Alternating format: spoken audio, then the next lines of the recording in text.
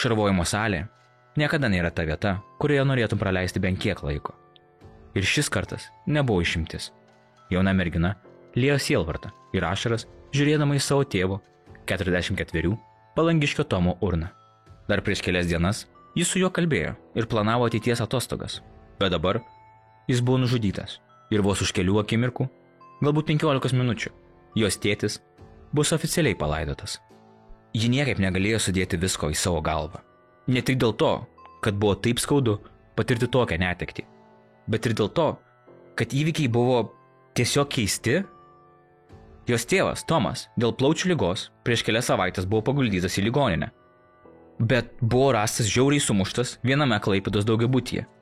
Laiptinėje, tarp 2 ir 3 aukšto, beveik net pažįstamai sunaikintų veido.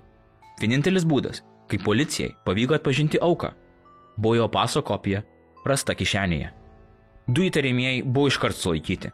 Atrodė, tėvas tikrai jų nepažinojo, bet visi turėjome savo paslapčių. Ir nors ši diena buvo skaudi, jauna mergina jautė bent šiokią tokią paguodą, kad jos tėvo žudikai sulaikyti. Pagerbimo ceremonija buvo graži. Urna, gėlės, viskas kaip ir reikėtų, palydint mylimą žmogų anapilin. Tačiau ji jautė drebulį. Ne, tai nebuvo šaltis. Jos telefonas vibravo. Kas dabar galėtų rašyti šiuo metu? Na, nesvarbu. Bet refleksai. Vis tiek reik patikrinti, kas parašė. Tik porą sekundžių. Išsitraukus telefoną, iš pradžių pagalvojo, jog tai kažkoks žiaurus pokštas. Messenger žinutė nuo jos tėčio? Jis sako, kad yra gyvas? Kaip tai gali būti? Gi urna prieš ją. Ar tai galėjo būti kažkoks supernatūralus apsireiškimas? Gal ji jau praranda protą dėl sielvarto? Ji greit nusiuntė urnos nuotrauką ir po kelių sekundžių sulaukė skambučio. Jei kažkas su ja žiauriai juokauja, juk negalės kalbėti tėvo balsu. Pakėlus ragelį, mergina atsidūrė tikrame Holivudo filme. Alio, tėti, bet mes tave laidojame. Ir tikrai, vyras kitoje ekrano pusėje buvo jos tėtis, sveikas, skambinantis iš tos pačios ligoninės. Ji perdavė telefoną kitiems šeimos nariams, kurie su neapsakomu palengvėjimu galėjo išgirsti Tomo balsą ir išlipti iš sielvarto. Jis gyvas. Bet ką mes sudeginom? Kieno palaikai guli Tomo urnoje?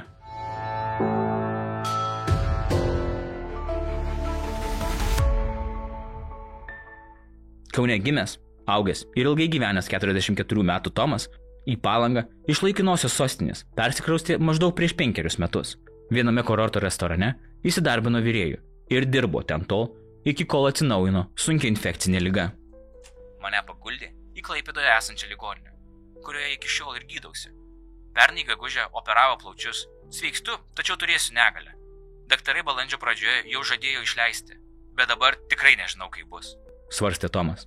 Žinoma, ko jam dabar reikėjo daugiausiai, tai poilsio. Minkšta pagalvė, šilta kaldra. Tačiau Tomas, ilsėdamasis, net negalėjo nuspėti, kad būtent tuo pačiu metu uostamiesčio policijos pareigūnai skelbė jį mirusiu ir šios šeimos gyvenimas akimirksniu subyrėjo. Vienas dalykas, ką dabar daryti, tai garbingai palaidoti šį tėvą, vyrą ir sūnų. Tad buvo nuspręsta Tomą, kaip jis ir norėjo, kremuoti. Bet Tomas buvo gyvas.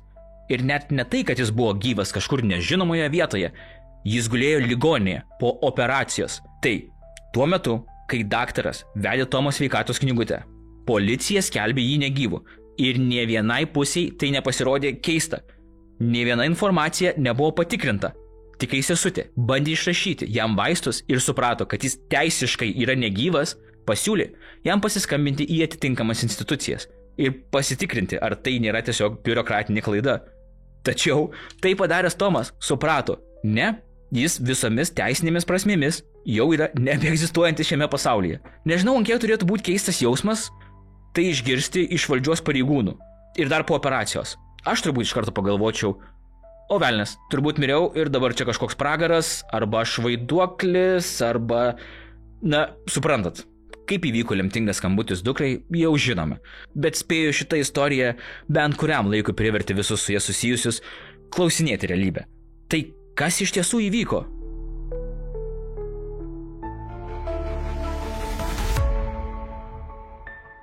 Vienas keisčiausių policijos pareigūnų susimovimų, apie kuriuos esu gyvenimas skaitęs. Paaiškėjo, kad nužudytasis buvo visai kitas žmogus, Vytautas P., Tomo draugas iš ligoninės.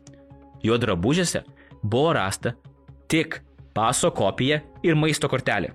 To policijai užteko, kad paskelbtų Tomą mirusiu. Viskas. Tik tai paso kopija. Net ne pats pasas. Jokių pirštų spaudų, jokių liudininkų apklausimų, jokių tikrinimų, ar toks žmogus gydosi kalėjime ar dar kur. Ne. Paso kopija yra, vadinasi, miręs Tomas. Apklaust žudikus? Kam? Paso kopija. Kam tu dar klausinėjai klausimų? Keisčiausiai, kad čia Tomo nuotykiai su teisėsauga kaip ir nesibaigė. Mano dokumentai negalioja. Niekas nežino, kaip mane vėl pripažinti gyvų žmogumi. Aš tiesiog neegzistuoju. Ką? Kaip? Ta prasme, mes nekalbam apie 1990-uosius. Šis įvykis įvyko 22 metais. Kaip gali kilti problemų paskelbiant gyvą žmogų gyvu? Ką tokiu atveju turėtum daryti? Kreiptis į bažnyčią, kad oficialiai prikeltų? Pareigūnai net nesivargino patikrinti pirštų anspaudų.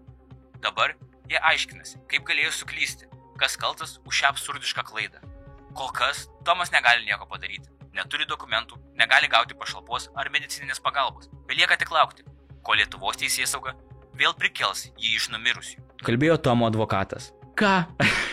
Kuo toliau skaitau apie šią bylą, tuo mažiau logiška viskas tampa. Visi žino, kas nutiko. Visi žino, kas ir kaip.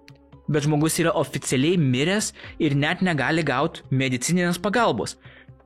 Kada jisai yra ligoninėje, gydomas sunkia plaučių liga. O aš vienas nieko nesuprantu šitoj byloj. Gyvas, bet miręs. Byla, kuri galėjo tapti filmo scenarijumi. Laimiai, kaip suprantu, Tomas jau paskelbtas gyvu ir gali gauti jam reikalingą medicininę pagalbą. Bet nuoširdžiai pasakysiu, tai viena keisčiausių bylų, kurią skaičiau. Policijos pareigūnai antiek netliko savo darbo, jog jei aš būčiau palikęs savo nuotraukos kopiją 15 metrų atstumu nuo aukos, jie ir turbūt mane būtų paskelbę negyvų, nesvarbu, kad vienas kūnas būtų.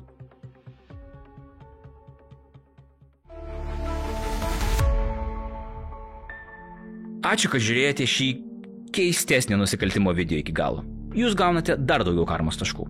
Ką manote apie šį policijos darbą? Ar aplamai apie visą šitą situaciją? Palikite savo mintis komentaruose. Paspaudus patinka, užsiprenumeravus ar pasidalinus šio video su draugais, visada gaunate karmos taškų. Dėkui dar kartą, likite saugus, likite budrus ir pasimatysime kitą kartą.